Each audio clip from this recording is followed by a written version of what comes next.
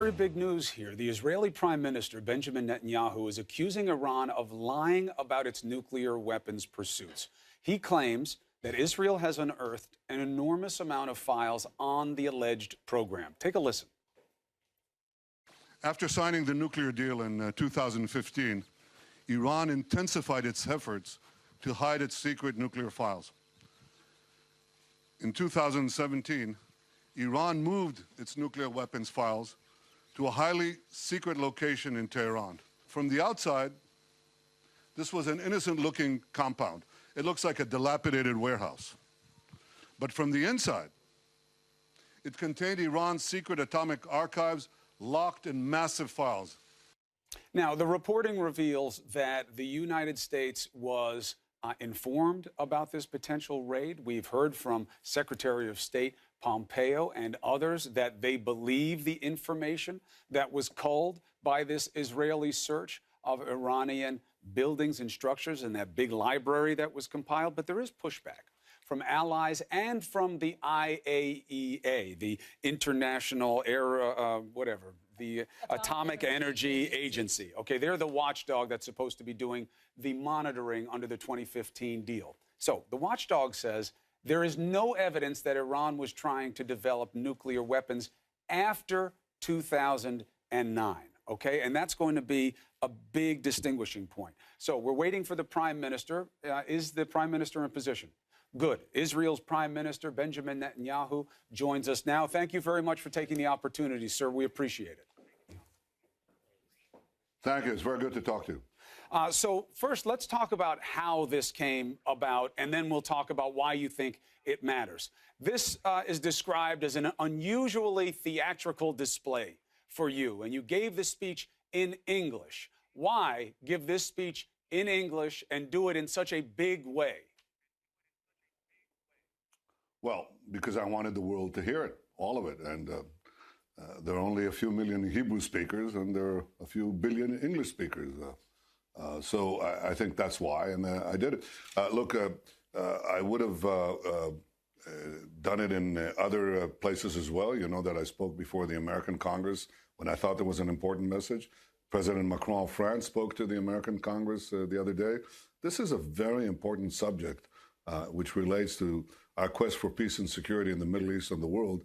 And I thought it was important that the broadest audience possible would hear the dramatic findings that we found about Iran's secret nuclear weapons program. The suggestion is that you wanted to make sure that President Trump heard it and heard it directly from you. The question is, well, what did you change with this information? As you pointed out, you spoke to different allies. Putin says the deal stands as it is. The UK says they're not naive on what is going on in Iran. Germany says there is landmark and robust monitoring. On the U.S. side, you had Secretary Mattis say that this deal was done in 2015, anticipating that Iran nuclear weapons program, and Iran calls daily for the annihilation of my country. Absolutely. We don't do that. We understand that there is an existential threat from Iran and others. We understand that Iran is known for lying on this issue. That's one of the big motivating factors for the deal in 2015, as it was explained to us.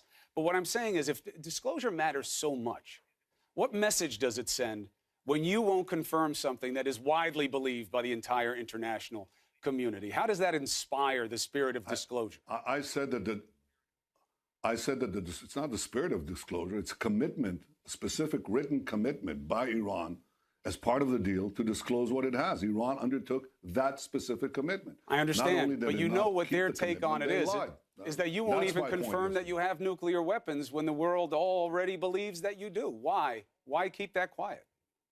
Well, you can make all your assumptions. One thing is clear. Israel is not threatening the annihilation of any country. And you know, it's interesting that the nuclear arms race that I predicted would unfold once this deal was signed, because everybody knew that they were just kicking the can forward for a few years, and as time passes, Iran will get a nuclear arsenal. So now you hear other countries in the region saying, we want nuclear weapons too, or rather, we want unlimited enrichment, nuclear enrichment of uranium, the way Iran gave it. If Iran has it, why shouldn't we have it? So in fact, what this thing is doing, nobody said that about Israel. You may think about Israel what you want for decades. Nobody cared.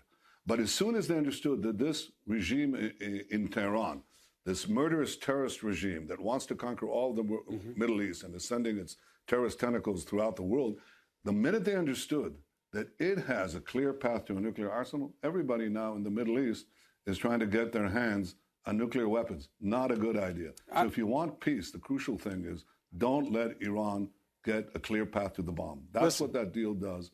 And I think if you want to assure the peace and security of the Middle East and the world, you can't let that happen. Listen, you make a lot of strong points about that. Obviously, less is the only direction to go with nuclear capabilities, not more. And your points about the risk that Iran poses in the region, let alone with its nuclear capabilities, are well known and echoed by many of your allies.